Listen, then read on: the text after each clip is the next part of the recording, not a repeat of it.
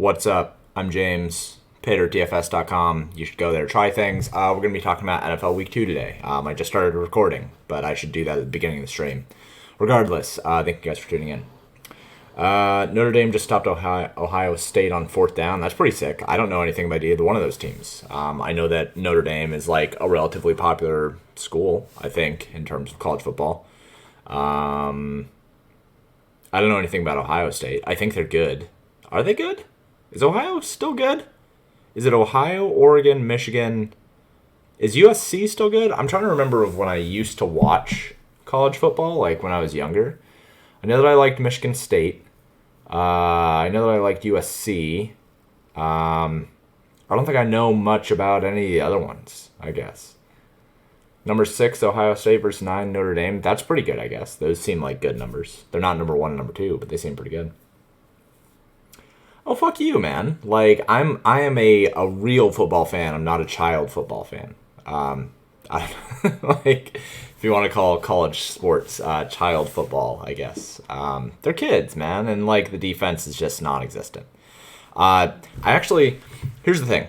I think that college football is really, really, really interesting and exciting and fun. I just don't, appreciate it from a... I just don't appreciate it from a competitive standpoint. Like, the NFL is competitive because it's like the best of the best after they get out of college. Like, the problem with college is that all these kids, there's such a wide skill gap in terms of how good the kids can be and how good teams can be. And, you know, you have fucking spreads of like 24, 32 points or whatever. Like, there's these massive spreads because there's teams that are just radically better than other teams. And I think that kind of sucks. So I'm just not a huge fan of it overall. I understand why people like it, and now that the nil exists, I can support it. But that was the other reason why I got out of it, was that, like, without the kids being paid, it was like, this is fucking basically slavery. Like, I thought it was terrible. I used to have really, really big issues with college football overall and with college sports overall, and now it's like I'm more okay with it now that the kids can get paid for their likeness. That part was important to me. So, thanks for finally paying off my year-long sub that had no streams. Hey, look, I'm trying. All right, I should continue doing this, all the time. I should do this like every Saturday, no matter if there's NFL or not. It's just hard finding the time with a 2.5-year-old who hopefully is okay in his room right now. On top of having a wife who loves me very much and spend time with me. James uses a left-handed tennis racket to play football. Eat a dick, dude. I just think you should eat a dick. I actually have never really played tennis. Sometimes I think about playing tennis, but it's a lot of cardio. Margaret is really good at tennis. She played tennis growing up, actually. So that's good for her. Yeah, I know. It's good. It's a love-hate relationship, especially because you never talk to me anymore because you're too busy. So now you get to talk to me during streams. Let's jump in a little bit here. So week 2 looks pretty good, all things considered. Let's bring up some things here in terms of some info.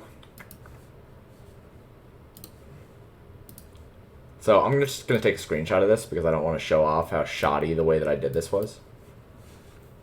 And then we can zoom in, I guess. Can I zoom in? Can I zoom in on this? I can't. Wow, that's really annoying. Ooh, wait, no, but I know that I can zoom in like this. Hold on. We got this. Okay. Yeah, so let's go ahead and show the main right screen. Okay, so here's kind of the initial build-up that we have. This is week 3. Why do I keep saying week 2? Eat a dick, guys, all right? Everybody, eat a dick. It is week 3. I'm tired. It's week 3. Okay, I should stop saying week 2. But yeah, it's week 3. Anyway. So here's kind of the initial build-up.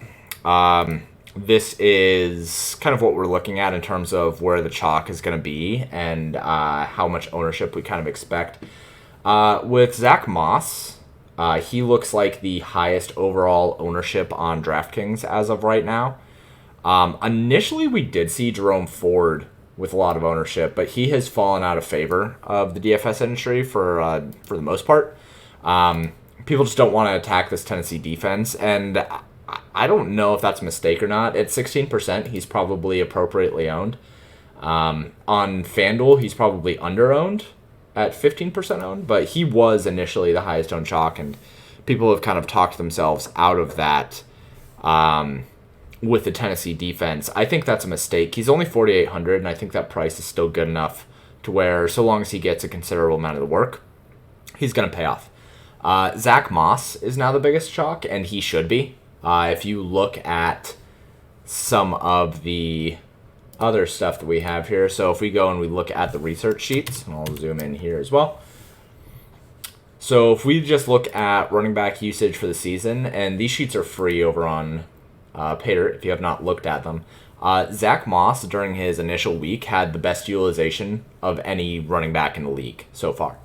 It was fantastic. He played 98% of the snaps, had 85% of the rushing attempts, had 91% route participation. He was basically in constantly. His PPR points was 20.7. His expected PPR was about 15.87, which is still really, really good in terms of running backs overall. So, I think that he is probably really, really good chalk. At the very least, he's pretty good chalk. If we go back into things here, we see Joshua Kelly is secondary chalk. His DK top 5 percentage is really, really bad. He's probably just not a good play at all. Even at his price, it's like you'd much rather just play Zach Moss. I think people are probably going to pair these guys together a little bit, but Joshua Kelly is just not that good. Oops, the wrong one. If we look at Joshua Kelly overall, his utilization is okay, but his expected PPR points on the year so far is just 10.1. I guess if we just wanted to see for his weekly, what did he have last week? Let's go ahead and do that. We'll go to specific teams. We're going to look at just the Chargers 2023. So in week 2, his utilization was better for sure. Utilization rank was 12, but his expected PPR points is still just 6. 3% of the targets is just not what we really want to see. 0.03 targets per route run. That's just trash. And if we look at Joshua Kelly overall, he's just not a target earner. 0.0, just 6% targets per route run on week 1, 3% on week 2. Just not that good. The 2-minute, the usage is fine. 78% of the snaps, 62% of the rushing attempts. That's fine. Those are good, but he's just not getting any targets. So he's going to be really, really touchdown dependent, and the Chargers are just not a super heavy red zone running team. So his expected PPR point is going to continue to be low. Only 6 in the second week with all of that usage, 14 in the first week, mostly because he did end up getting red zone usage. So I guess if we're looking at things overall for him, if he's going to be really highly owned, that's just not a spot that I'm really super into. Now, if he ends up being relatively under-owned, then we could be into that, right? But I don't think he's going to be. I think he's probably going to maintain high ownership, mostly because now, especially with Jalen Waddle out, I expect for Justin Jefferson, and I expect people mostly to just jam in Justin Jefferson and Tyreek Hill. I don't think that we're going to see Justin Jefferson's ownership dip too much. I think he's still going to be about 20% owned. I just think that we're probably going to end up seeing Tyreek Hill end up, instead of this 13% owned, I think he ends up around 20% owned too. And we probably see more Jerome Ford because of it. We probably see more of Josh Reynolds, Luke Musgrave. We're going to see these guys who people need for value getting up there in ownership, just because I just think that people are going to be jamming in Justin Jefferson and Tyreek Hill together, which will be a relatively interesting thing to deal with in terms of the roster construction. Let's see. So James doesn't want me to see the code, everyone. He knows I'll judge him. Yeah, no shit. Even though you won't actually see any code here, because this is just fucking things, right? This is just documents. Am I sick? What's going on with my voice? Nothing's going on with my voice. All right, bud? I can talk in a higher voice if you want. It's just because I'm drinking wine. What the fuck do you want from me? Tank Dell. Yeah, Tank Dell is going to end up with more ownership for sure. Even though he really doesn't, people aren't really into him. 6% on DraftKings is a projection as of right now. I don't really expect him to get that far up there. Maybe 10%. I think it's probably going to be more Zay Flowers. These guys in like the 4K to 5K range, I don't think we're going to see Tank Dell get that much ownership, honestly. Adam Thielen is another guy. I think Adam Thielen will probably get some ownership.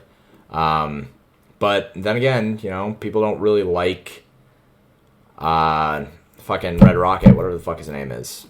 Dude for the Panthers who's in right now. Let's see. Oh, man. Predict eat a dick points? I'm going to say over-under on like 3.5. I don't think I'm going to say it that much.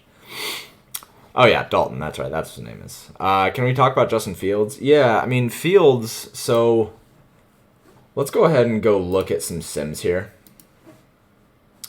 Because I think that that's probably going to be what we actually want to see with Justin Fields here.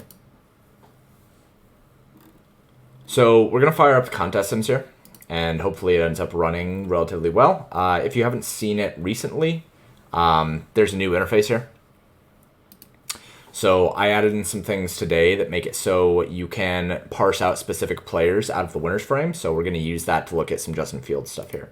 We're going to say an average field, and we're going to say small just because I want to get some things running. Actually, we can end up running on medium.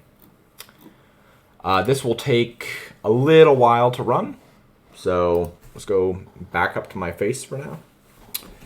Let's get some wine on deck and get sassy. That's what I do. Yeah, after about 9 p.m., I just start getting sassy. It just is what it is. Cheap running back 2, cheap wide receiver 3, and cheap tight end going to be popular for sure. Yeah, I think what we're probably going to end up seeing is quite a bit of ownership on the cheaper tight ends. What it's going to do, honestly, we're going to get the Chiefs at like no ownership. We're going to get Patrick Mahomes and Travis Kelce at basically no ownership. We're going to get more expensive tight ends like, who is messaging me? Let's go take a look at who we think is going to end up relatively popular. Yeah, so let's see. Bills defense gets Washington. That's probably going to continue to gain some more ownership. These cheap defenses, there's a whole bunch of them. Like Jets defense up against New England, that's going to gain some ownership. Luke Musgrave's going to gain some ownership for sure. Yeah, we got a lot of cheap defenses that are already gaining some steam here. Sam Laporta, I could see him gaining a lot of ownership here at 4K. His stuff has been pretty good. Tank Dell, I don't know. I don't see him getting over 10%. But yeah, I think that we're going to see a lot of that. And then when it comes to quarterback, I think like as we're thinking about Justin Fields here, I think that Justin Fields is going to get some ownership. Justin Fields is somebody who I've already seen written up multiple times. And I think that it's just going to continue to gain some more steam. I have to go correct my tweet really quick. Week 3, eat a dick, etc. Whatever. Oh, that was twice. Okay, well, I set the over-under at 3.5, so I guess we're probably going to end up reaching that here pretty soon, aren't we? So we can see that we're still simulating on frames here. That's just because I did a medium-sized contest here. Usually I will do small because those are the things that I'm playing. I'm typically playing the 333. Typically I'm playing the Wildcat and qualifiers and stuff like that. May want to correct your title also. Yeah, probably. How do I do that? I don't know how to correct my title. Zach, I have no idea how to correct my title. What pre-lock news are we looking for tomorrow? Currently, let's go take a look. Off the top of my head, it looks like it's just Isaiah Pacheco. Isaiah Pacheco is considered a game-time decision for Week 3. Optimism, he will play. Foster Moreau is downgraded for out for Week 3. See, Robbie Chosen elevated to Dolphins active roster, so Jalen Waddle's out. We already know that. Aaron Jones is questionable for Week 3, so that one we have to wait for. That one's pretty important. Irv Smith Jr. is listed as doubtful for Week 3. That's important. AJ McCarron was signed from the Bengals practice squad, so Joe Burrow news is important. I think probably what we're going to end up seeing is that Joe Burrow is out. We're going to see that Irv Smith is out. I think that the Bengals will probably just punt tomorrow, would be my guess. But I don't know. I guess we'll see.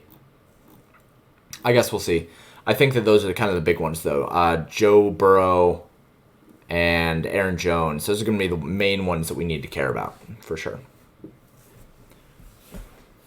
Well, bud, I don't know. I only look at the slates when you people ask me, like, what are the news that we're looking at, and then I go look at injuries, and those are the injuries that I'm looking at. So, once again, fight me. Don't set me up for failure. Why do you guys do this? You guys know that I only look at slates, like, when I'm building, right? And, like, when I'm building out projections. You guys come on here and ask me questions about slates. That's insane. You guys suck. ASB, I think he'll play. So the news on ASB is that he's going to be playing with a steel plate in his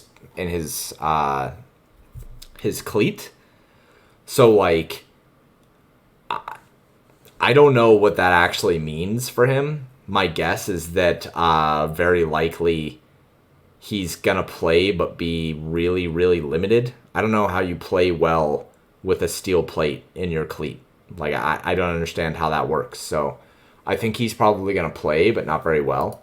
If we go and look at who else is useful, I guess, on Detroit, like that's why Joshua Reynolds is going to be popular, right? So go specific teams. We're going to look at Detroit here. So yeah, Amon-Ra St. Brown obviously is the best on that team, but let's see. Josh Reynolds has looked pretty good, 86% of the routes. My guess is we would see more Marvin Jones, probably more Khalif Raymond. Marvin Jones is much better at running the routes that Amon-Ra St. Brown runs. Khalif Raymond is kind of more of a burner, so I would guess that it would be a lot more Marvin Jones. Marvin Jones obviously is just not very good at earning targets. Joshua Reynolds has been fantastic this year so far. 2% targets per route run, that's pretty good. Sam Laporta as well. So both these guys should get a pretty big boost in usage, regardless of whether Amon-Ra St. Brown is out or playing. I just think that Amon-Ra St. Brown, he's going to be pretty limited.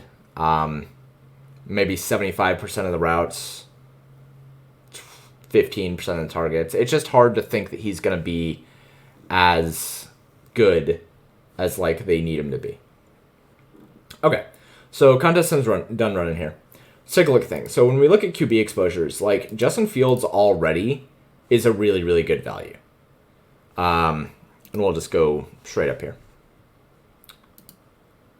So Justin Fields is already a really, really good value with 13% edge, 16% exposure, and only 3% projected ownership. I think he probably jumps up to somewhere around like 8 or 9% ownership would be my guess. He's still going to be underowned. Tua is also going to be underowned. So people are really going to like Tyreek Hill. People are also really going to like Justin Jefferson, but I don't think that people are going to pair them with Tua as much as they should, right? People are going to be on Kirk Cousins more, right? I don't think Kirk Cousins is going to be 23% owned, but I think he's going to be more owned than Tua is. And I think that's a mistake. I just think that Tua deserves a lot more ownership than that. I think Tua also ends up somewhere around like the 7 or 8% owned. That's going to make a lot more sense as well.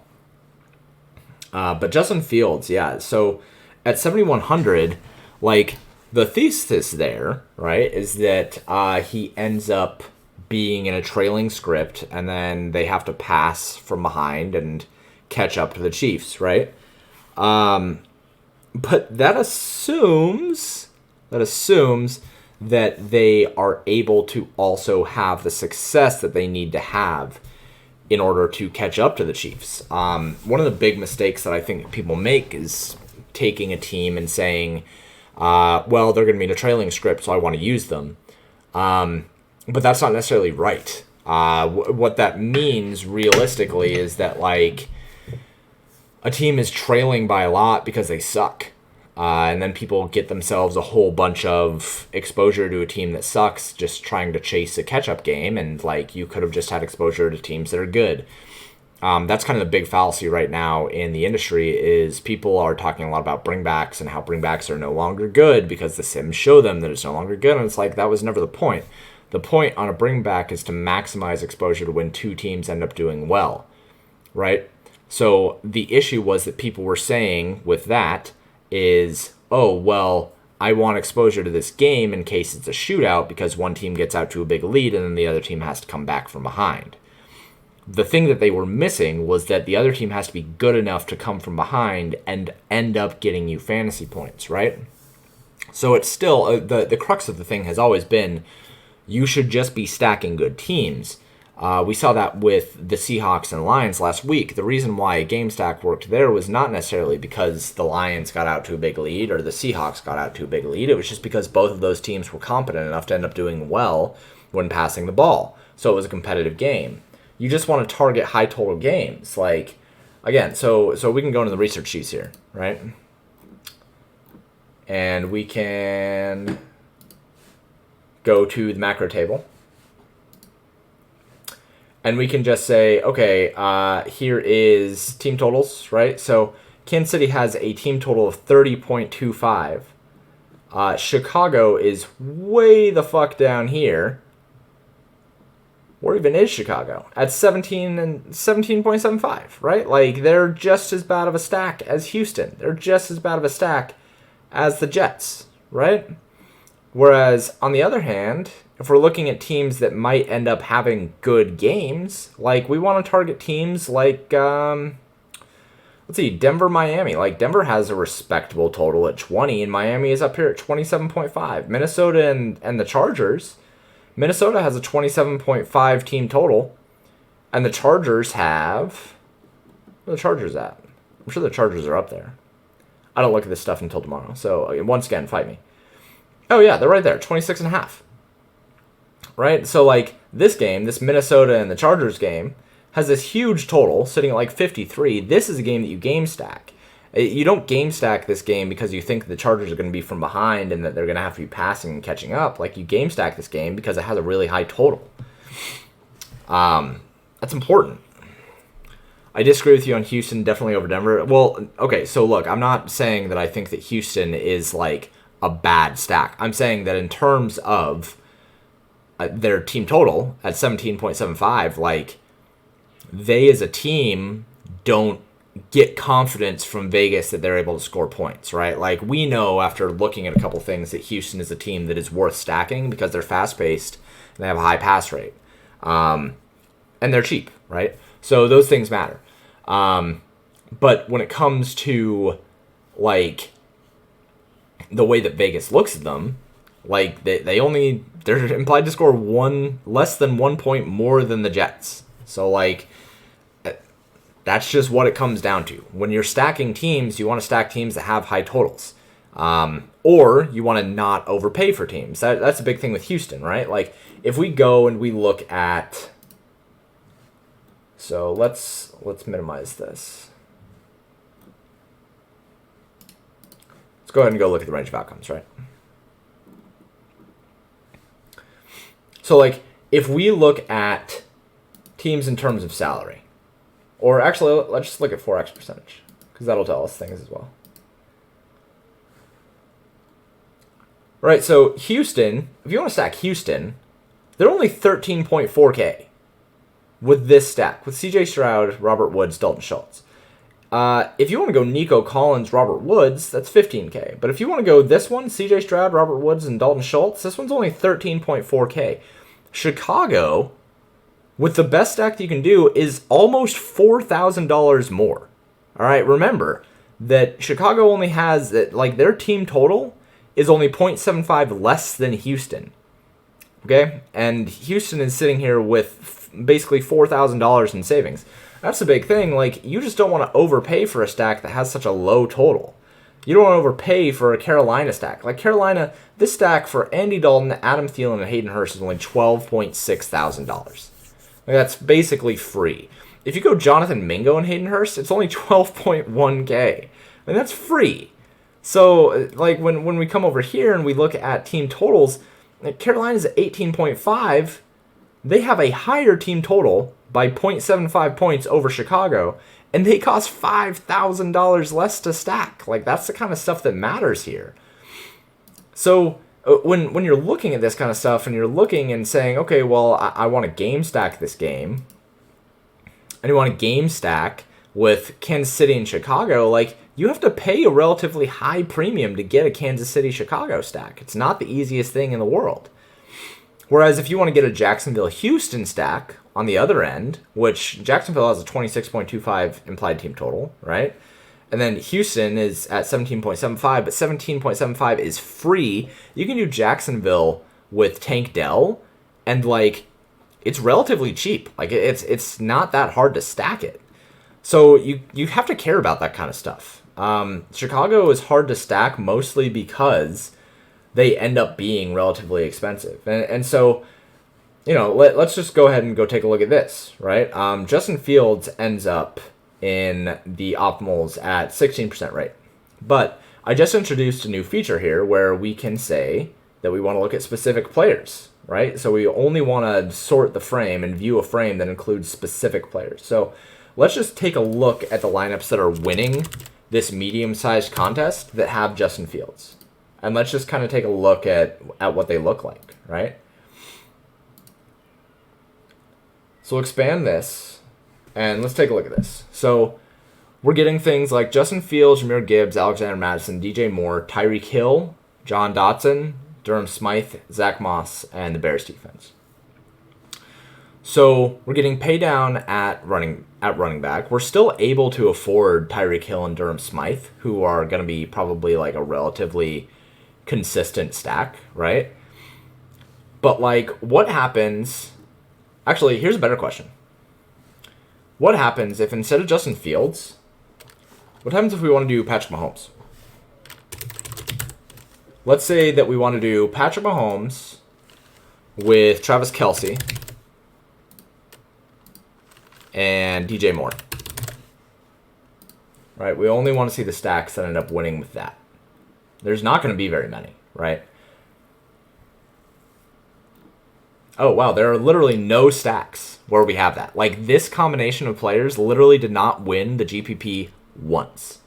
So, okay, let's go ahead and instead say Justin Fields, right? So what lineups ended up winning this GPP with this combination? We have a total of, it looks like, what, 12 lineups or something like that?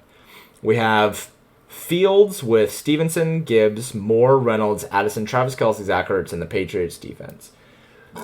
GPP projection on this one is 144.75. The actual projection is 123, right? And the ownership is relatively high. So this is kind of what you're looking at here. You're going to end up with Justin Fields, DJ Moore, Travis Kelce, and then you're going to have to pay down at wide receiver. You're going to get a lot of Josh Reynolds along with Zay Flowers. You're going to get Adam Thielen. You're going to pay down at defense. It looks like you don't have to go two tight ends, so that's fine. And then you're going to be mostly paying down at running back, right? Jerome Ford, you have Raheem Mostert, you have Brian Robinson, Zach Moss. So these give you lineups that have 144 to 134. So let's go ahead and take a look instead at one of these other examples that we had here. Let's see instead what we end up with if we want to get a Jacksonville stack, right? Let's go with Lawrence with, let's just say, Ridley and Dell. Oops. I don't think we actually had any lineups that were that combination anyway.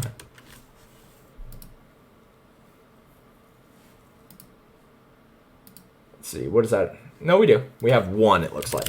There's one lineup that won a GPP with this combination, or three. Apologies. So what do we got here? So these lineups are actually relatively worse compared to Justin Fields lineups, and that's because Justin Fields lineups look really, really good. But if you want to do Jacksonville with Calvin Ridley and Tank Dell, you end up with, let's see, Nico Collins, so you get a double, you get a triple. You get Nico Collins, Tank Dell, and Dalton Schultz with Calvin Ridley and Justin Jefferson in the Texans defense. And then you have one here with 2 Detroit players, Sam Laporta and Josh Reynolds, with Justin Jefferson, Tank Dell, Calvin Ridley. And then you have Trevor Lawrence with Calvin Ridley, Tank Dell, Tyreek Hill, and Adam Thielen. So you're still having to pay down at one of the wide receivers for sure. At least one. Some of these you end up getting 2 where you pay down. But some interesting things on that as well.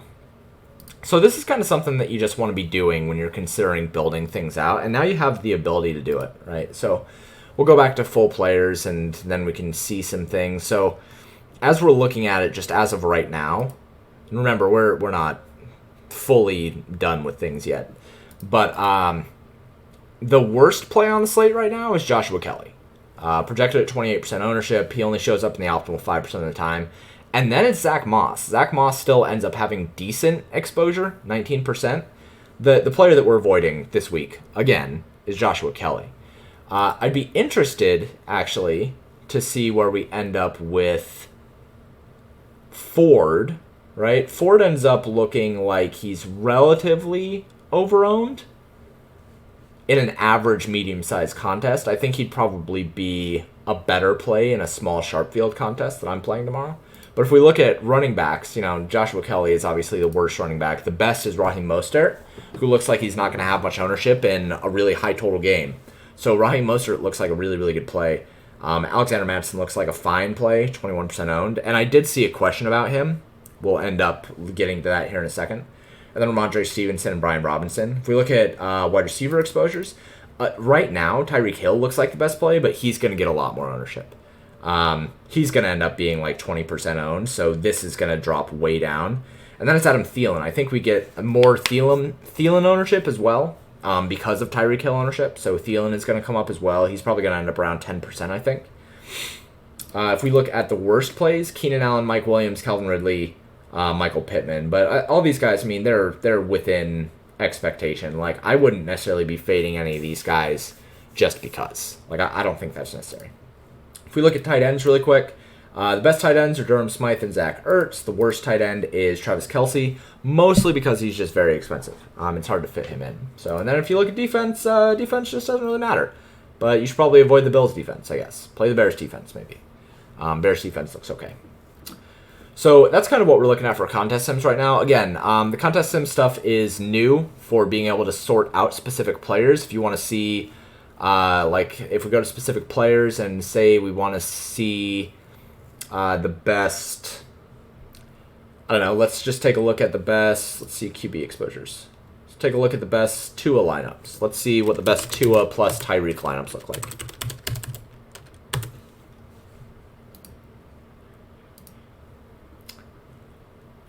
Probably got plenty of those lineups. They're probably paired quite a bit. But the top one overall is this Tua, Zach Moss, Dameon Pierce. Interesting. Tyreek Hill, Tyler Lockett, Adam Thielen, Zach Ertz, Travis Etienne, and the Panthers defense. I think that lineup looks really, really good. Overall, it looks like you're probably going to be paying down at both running backs, I would guess. Here's some mid-range guys, actually. Tyreek Hill, Jordan Addison. It's interesting. Christian Kirk, Dalton Kincaid, Jahan Dotson, and the Cardinals defense. So it's pretty interesting stuff. Let's kind of go and take a look at what the highest overall owned lineups look like for these guys.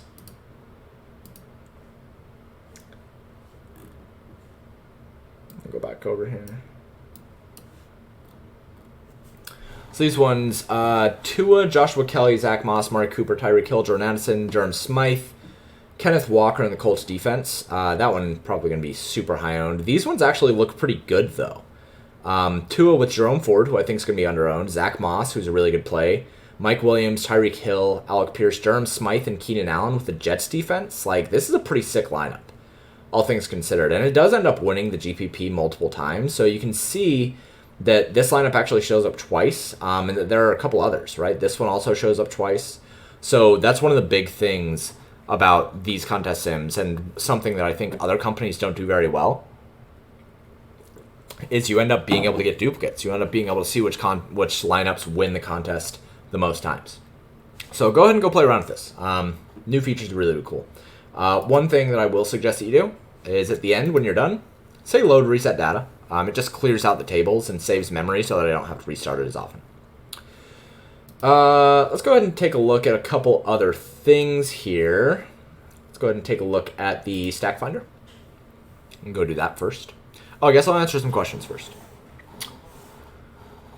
Let's see. Fair enough, same boat. Don't know what's going on. DJ Montgomery is out as well. Yeah, he's going to be out. He's doubtful, but he's going to be out. Detroit also likely just far more efficient offense. Inefficient without ASB. Yeah, he's their best target earner by a long shot. But I will say Joshua Reynolds and Sam Laporta have both been very good. Travis Etienne Jr., I think he's fine play. I think he's good overall. I guess we can go look at him really quick, actually. I think he's probably somebody worth looking at. Tight end usage for the season. Let's go ahead and go look at... Actually, we can just do all teams, because I'm pretty sure that his usage is really, really good. Yeah, it is. His expected PPR points on average this year is 11.68, which isn't terrific. It's probably a little bit under what we would like. But the usage is really good. 75% of the snaps, 69% of the rushing attempts, 68% of the routes. You'd like a higher targets per route run. Josh Jacobs' targets per route run is fucking crazy. 32%. That's crazy for a running back. Brian Robinson, another guy. Brian Robinson's expected fantasy points are really, really good. If we sort by expected fantasy points, Brian Robinson is a sick fucking play. Like, he's just too cheap. Tony Pollard is just a ridiculous play. 26 fantasy points expected. Some other guys, Zach Moss expected at 15. James Cook expected at 15. He's another good play. Bijan at 20. Brian Robinson at 15. 15 is still really, really good for Brian Robinson. So he looks like a pretty good play too. Let's see. No, this isn't the classic chalk running back who failed last week, comes back this week and smashes. Joshua Kelly just doesn't get that good of usage. It was better last week, but like the red zone usage matters. Let's see.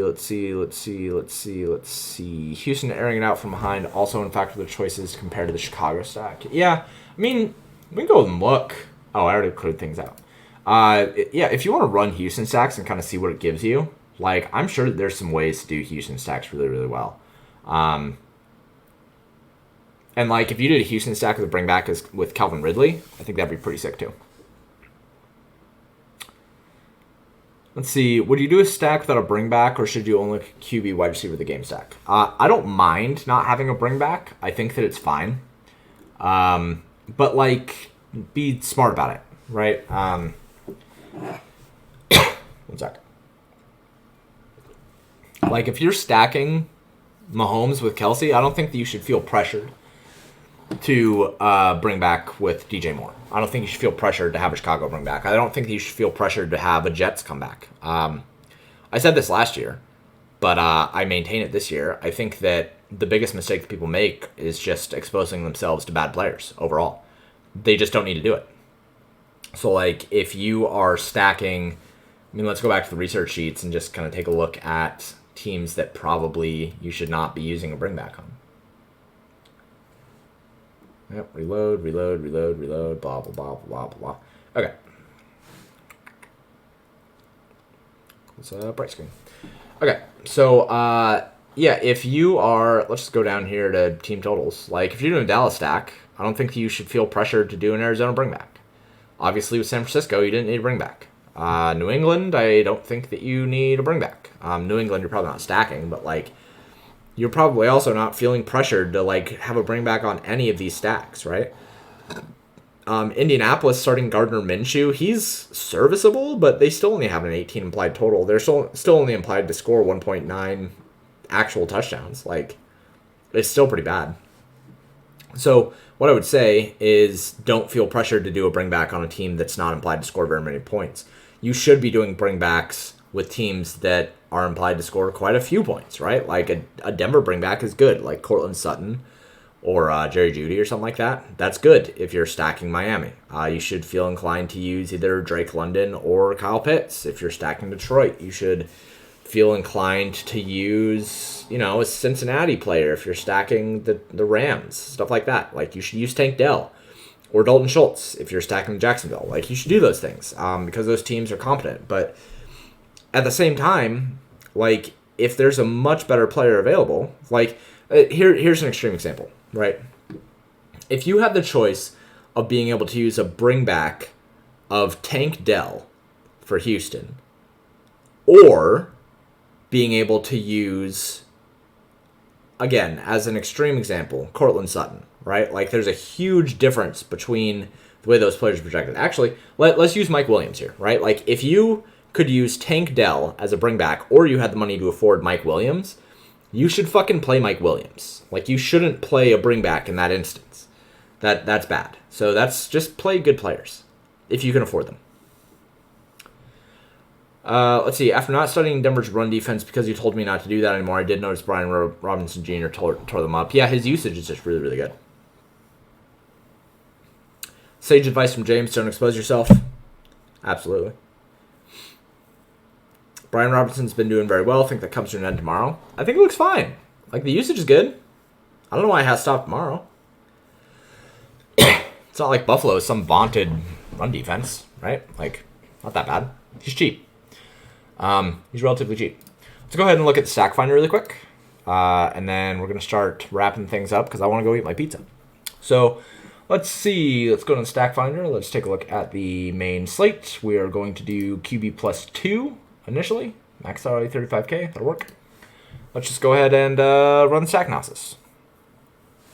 So top overall, we have Cousins, Jefferson, and Hawkinson.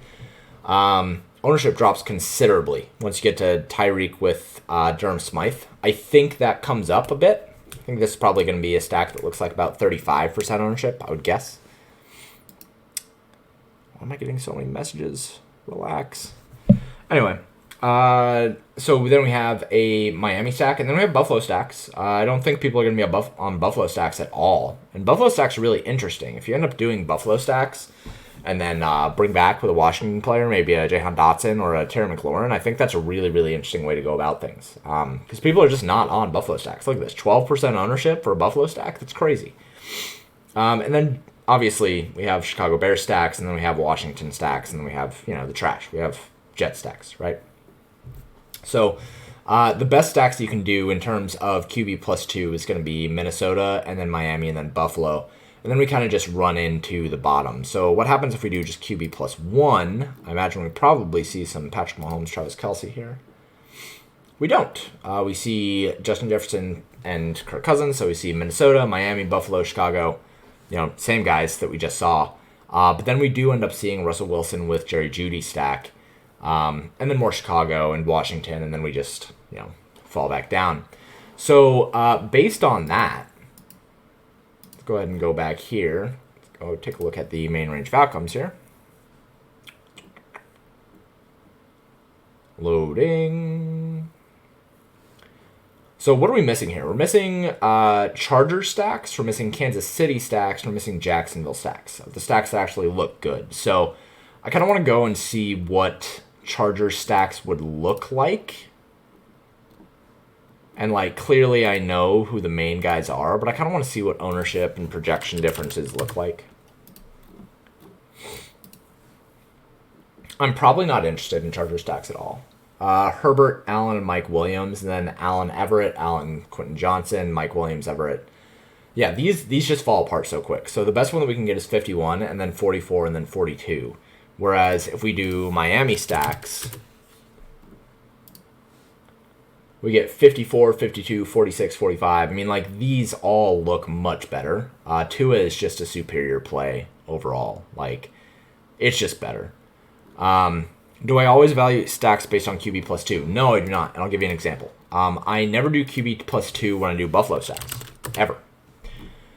So if I'm looking at QB plus 1, Josh Allen, Stephon Diggs, Josh Allen, Gabe Davis, and then Kincaid. So the difference between Josh Allen and Gabe Davis or Kincaid is nothing, right? But we do have $2,400 in savings here, and the ownership is about the same. So I would very, very likely end up going Josh Allen, Kincaid. And for those of you that ended up watching the live stream with Blunder, or the Roto Grinders Daily Show or whatever, I ended up doing Josh Allen with Kincaid last week, and I think that I very likely will end up doing Josh Allen with Kincaid this week if things continue to hold up. As of now, I think I'm probably going to end up with Miami stacks It's looking like probably Minnesota, Miami, and Buffalo, I think, as of right now. I don't mind Chicago stacks, but like, I don't know. Like when we end up doing QB plus 2 and we do a full slate run here,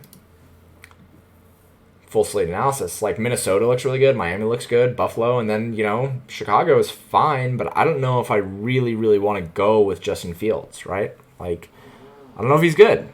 And I think he's going to be relatively popular. So 2 plus 1 was working well for you. Yeah, I think that 2 plus 1 probably looks really good. But like Tua, if Tua's going to find a ceiling, he's going to pass for multiple touchdowns. And it's just unlikely that multiple touchdowns go to one player. Granted, like Tyreek Hill is really good, so maybe it goes to him. But I'd rather, like, if I'm doing a Miami stack, I'm just doing Tyreek Hill with Tua and Durham Smythe, or like River Kraft. It's funny. So let's go to the research sheets again, and let's go to wide receiver tight end usage on the season. I'm going to load things up again. Okay, so then we're going to look at specific teams here, and we're going to look at Miami. So this is another thing that you should be doing, by the way. You should be looking at usage for players.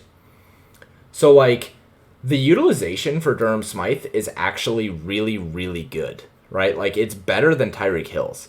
But then after that, like, Braxton Berrios is not bad.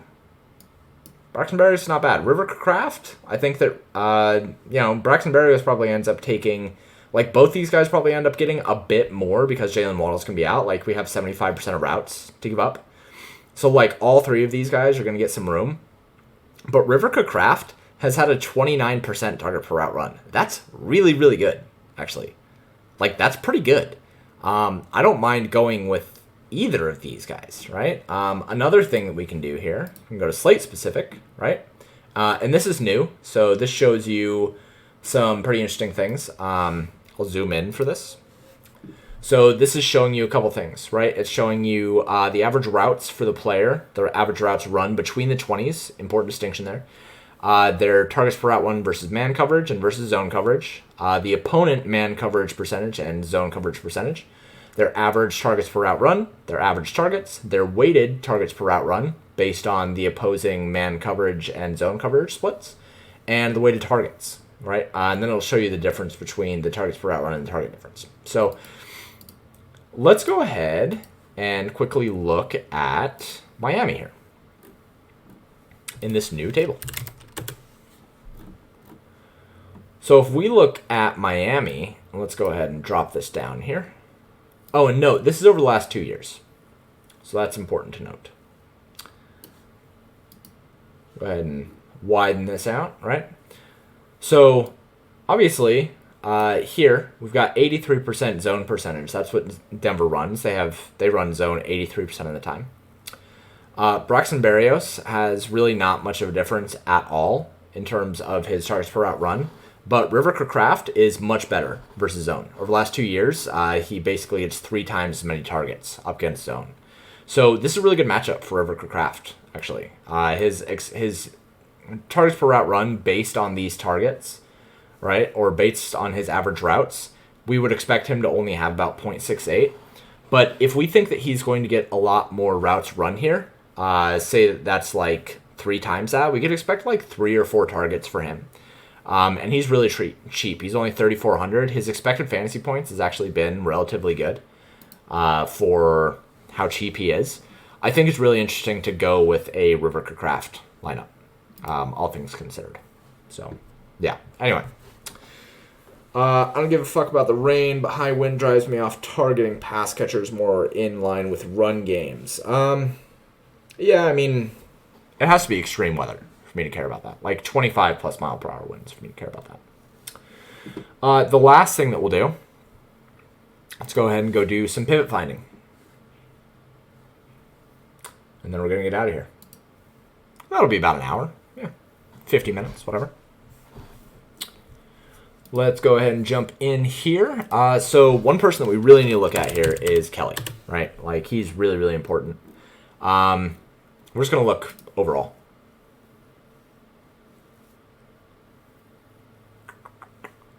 Yeah, I withheld saying the saying here, even though I could have a couple times. So, yeah, we just have so many options here outside of Joshua Kelly. Like, Joshua Kelly is about the worst play that you could possibly make in this price range. If we're just looking at players his price specifically, Isaiah Pacheco projects better. Zay Flowers projects better. Christian Kirk projects considerably better. Javonte Williams for $100 more projects better. Breece Hall at 5,600 projects worse. I mean, both these guys project worse, right? But their ownership is basically nothing. So, like, the leverage is better. At the ownership, like, Joshua Kelly is about the worst possible play that you could make on this slate. Like, even if let's just look at running backs, right? Let's just look at running backs and simulate out the appropriate pivots for that. It is over. Yeah, I'm too smart to end up losing that here. There's just no way that I would end up losing it at this point. So let's look at just running backs, right? And let's sort by Levex here. Gus Edwards projects about the same for no ownership. Khalil Herbert for $300 less projects only a little bit worse for 1% ownership. Javonte Williams for $100 more at a quarter of the ownership projects better, right? Tyler Algier projects a little bit worse for no ownership. Still a better play. Dameon Pierce basically projects the exact same for $200 less at a sixth of the ownership. Considerably better, right? So don't play Joshua Kelly tomorrow. That's about the worst play that you could make. Let's go ahead and take a look at, let's see, who was the other one that was projecting? Zach Moss. Let's go ahead and take a look at Zach Moss. He's the other guy that I think matters here. All right, so just at running back, Alexander Madison looks better overall at 5,800. Zach Moss at 14, I mean, he projects pretty well. He's fine. Brian Robinson for $300 more projects a little bit less. Miles Sanders a little bit less. So, yeah, Zach Moss, I think, looks like a pretty good play. The ownership is going to be a little bit extreme, and I don't love eating it, but I probably will because I think they'll have plenty of lower ownership. Oh, Ford, right. Yeah, let's take a look at Ford. Ford is cheap, man. I think Ford is going to look pretty good, actually.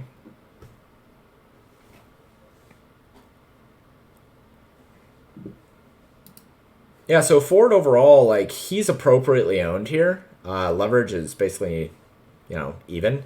I think this is going to come down, though. I think that Jerome Ford is going to end up like 12% owned or something like that. I just don't think that people are going to be on him. So I think that we actually have a little bit of meat on the bone here. At 4,800, I think he's probably a relatively good play. All right. That's going to do it for me. Overall, like, just to wrap up. I think I'm going to be on Miami, Minnesota, Chargers, Buffalo tomorrow. Nothing super crazy. I might be on Chicago stacks, but I don't think so. I may also end up being on Jacksonville stacks. We'll see. I don't think that I'm going to be super interested in it, just because, I don't know, Trevor Lawrence hasn't looked that good, and Calvin Ridley is good, but Calvin Ridley is like really the only piece of that offense that I want, so I would rather be with a Houston stack, I think. Don't play Joshua Kelly. He's about the worst play that you could make tomorrow, especially at ownership. If he maintains 25% ownership, like, it's a gift. Don't play him. Just play Charger stacks instead. That's the only reason to be interested in Charger stacks is to directly leverage Joshua Kelly chalk. Raheem Mostert is a really, really good play based on the contest simulations, which, again, you should go play with those. You should go try those out. Get a day pass for $5 if you just want to use them tomorrow. Avoid Cousins. No, I don't think you have to avoid Cousins. He's going to come down in ownership. I think he'll be like maybe 12 to 14% owned in most contests. I don't think he'll be that high owned. And pairing him with Justin Jefferson and Tyreek Hill, I think, is probably like that's going to be what a lot of people do. But if you fade Joshua Kelly, it's probably fine. It's not that big of a deal. Be reticent of the way that you are building out your stacks. I think that a lot of people are going to go with a very expensive wide receiver core with cheap running backs, a cheap wide receiver 3, and a cheap tight end in order to be a little bit different. I think that it would be really interesting to avoid a cheap wide receiver 3 and go really expensive at all 3 wide receivers and then pay down everywhere else. A Gardner Minshew stack doesn't seem like the worst thing in the world. A Andy Dalton stack does not seem like the worst thing in the world. There's a lot of ways to end up having a good time with cheap quarterbacks and cheap running backs, I think, and going way up at all three wide receivers and not paying down at the third wide receiver. So if you have any other questions, please reach out to me in the Discord. Discord is free to join. Go try out PaderDFS.com. There's lots of cool deals. I'm gonna show the. Man, I'm so bad at this. The subscription options. If you want to grab a subscription, then $35 a month gets you NFL monthly. All access $40 a month, just $5 more. You should get that option, obviously. If you want to try things out for just a day, you can go $5 tomorrow or $20 for a week. Also have some yearly options available, but come join the crew. Come join the community. It's a lot of fun. We've been having a lot of fun with baseball, and I'm sure that we're about to really heat up for NFL. So thank you guys for tuning in. Thank you so much for all the support, and I will talk to you guys later on. See you later, guys.